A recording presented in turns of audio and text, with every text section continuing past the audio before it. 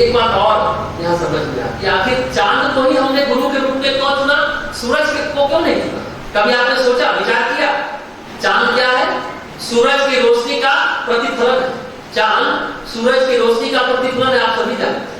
दो रूपों में चुना है चांद को गुरु के रूप में। एक तो गुरु के पास अपनी रोशनी नहीं होती, परमात्मा की रोशनी, वह केवल प्रतिफलन है जो रोशनी आती है। वह जो दे रहा है वो अपना नहीं है, गुरु की केवल निमित्त मात्र है, वह केवल दर्पण है। दूसरा कारण है, हम सभी शिष्यगण सीधा परमात्मा को देख नहीं सकते। सूरज की तरफ देखना सीधा संभव है क्या? सूरज को सीधा सीधा देख सकते? नहीं देख सकते। तो परमात्मा की तरफ भी सीधा देखना असंभव है, क्योंकि रोशनी ज्यादा है, ज्यादा ही नहीं बहुत ज्यादा है, हम संभाल नहीं पाते। हम उस रोशनी की ऊर्जा को संभाल नहीं पाते, और जब संभाल नहीं पाएंगे तो हम विकसित नहीं हो पाएंगे। गुरु एक दर्पण है जो सूरज की रोशनी को पकड़ता है और शिष्यों को देता है, लेकिन देने में वह रोशनी को मधुर और सहनशील बना देता है, ठंडक पहुंचाने वाला बना देता है। चांद की तरह दर्पण को पार करने में रोशनी का गुण धर्म बदल जाता है। तभी तो सूरज इतना प्रखर है और चांद इतना मधुर और शीतल।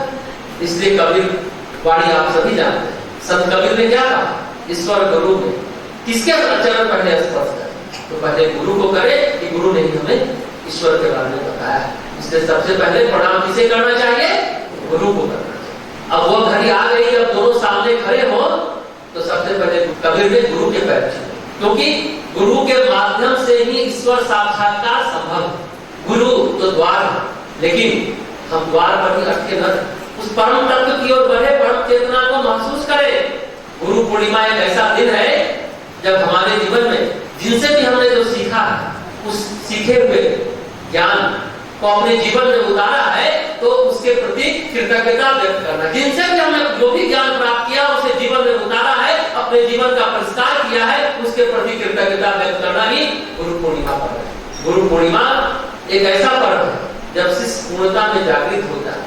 जितनी अधिक कृतज्ञता होती है ना, उतनी अधिक कृपा होती है। जितनी कृपा उतनी प्रसन्नता, जितनी प्रसन्नता उतना ज्ञान, उतना अधिक। जितनी अधिक प्रसन्नता आपके जीवन में घटित होगी, उतना अधिक ज्ञान आपको प्राप्त हो जाएगा। उस सीखे हुए ज्ञान के प्रति कृतज्ञता प्रकट करें, जिसके लिए हम सभी यहाँ पहुंचे। गुरु की पूजा करने के लिए हम लोग यहाँ जुटे हैं। आज आप अपने आप से पूछें, जब शक्तिपीठ में आए, हम आए हैं गुरु पूर्णिमा मनाने, श्रद्धा व्यक्त करने आए हैं, कृतज्ञता व्यक्त करना है, आभार व्यक्त करना है, या पूछे कि क्या हम गुरु पर भार बन गए? गुरु जी ये कष्ट दूर करो, वो काम करा दो, वो कष्ट दूर कर दो। सच ये है कि हम गुरुदेव का उपयोग करते हैं, हम भगवान का उपयोग करते हैं, हम गुरु से भगवान से प्यार थोड़ा ही करते। प्यार करते होते तो आज पूरे सहरसा में जन जन तक गुरु का ज्ञान पहुंच चुका, गुरु का प्रकाश, गुरु का आलोक, गुरु की चेतना पहुंच चुकी है। युग निर्माण हो चुका। चलिए युग निर्माण को छोड़िए, क्या हम अपना निर्माण कर पाए? आज गुरु पूर्णिमा के अवसर पर अपने आप से पूछिए, हम आज गुरु के को श्रद्धांजलि के रूप में क्या दे रहे हैं? हम क्या तोहफा दे रहे हैं? क्या भेंट दे रहे हैं? हम क्या अपना निर्माण कर पाए? काम, क्रोध, लोभ, मोह, अहंकार को छोड़ पाए क्या? आलस, प्रमाद को छोड़ पाए क्या? आज का दिन अपने आप से प्रश्न करने का, सिर्फ भजन पूजन करने का दिन नहीं।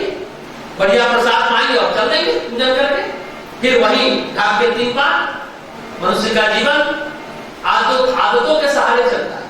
हम कंफर्ट जोन में रहते हैं, अपने आदतों से घिरे हुए हैं। पूजन कर ले, सुन ले, अच्छी अच्छी बातें सुन ले, सारे मोटिवेशनल स्पीच को सुन ले, लेकिन कुत्ते के पूछ टेढ़ी की टेढ़ी, हम सुधर नहीं पाते। आज इस महान दिन के अवसर पर महान ज्ञान के प्रति कृतज्ञ होने का दिन, जो हमें गुरुओं से प्राप्त हो, इस ज्ञान से जो हमारे जीवन को रूपांतरित कर सकता है, आलस और प्रमाद से बाहर निकाल सकता है, आदतों के क्षेत्र से बाहर निकाल सकता है।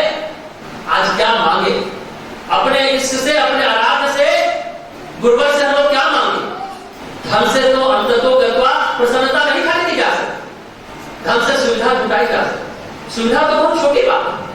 आपने कितना प्रेम बांटा और आपको कितना ज्ञान प्राप्त हुआ, यही अंत में रह जाता है।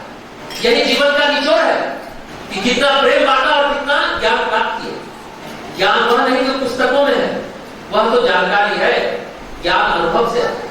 प्रेम से आता है। सचमुच जिन्हें उच्च ज्ञान की आकांक्षा है ना, वह गहराई तक जाते हैं, सागर में गहराई तक प्रवेश करते हैं। गुरु रूपी सागर में किनारे आप तट पर बैठ करके कुछ पैर को डुबा लिया, पैर को भिगो लिया, बात नहीं बनेगी। पैर डुबाकर कुछ तरंगों को अनुभव कर लेंगे आप, गुरु के तरंगों को। जो गहरे में नीचे उतरते हैं ना, उनके जीवन में पूर्णता घटित होती है, नहीं तो हमारा जीवन आधा अधूरा ही रह जाएगा। अब आप पर निर्भर है कि आप किनारे पर रहकर सिर्फ पैर डालना चाहते हैं, या सिर्फ तैरना चाहते हैं, या गहराई में जाना चाहते हैं। जब हमारे अंदर ये इच्छा आती है कि हम गहराई में जाए, तो सचमुच हमारे अंदर से गुरु तत्व का उदय होता है। और सच ये है कि गुरु तत्व तो हम सभी के अंदर है, बस भक्ति होनी चाहिए, गुरु भक्ति, तो वह सक्रिय हो जाए, क्रियाशील हो जाए। लेकिन ये काम, क्रोध, लोभ, मोह, अहंकार का उलझन हमें समर्पण करने ही नहीं देता। समर्पण की राह का कह सकते सबसे बड़ी बाधा, सबसे बड़ा अवरोध कोई है, ये काम, क्रोध, लोभ, मोह, अहंकार। जो इससे मुक्त हो गया तो पुष्प की तरह हल्का हो जाता है, भारी नहीं रहता शरीर, फूलों की तरह हल्का हो जाता है और गुरु चरणों में समर्पित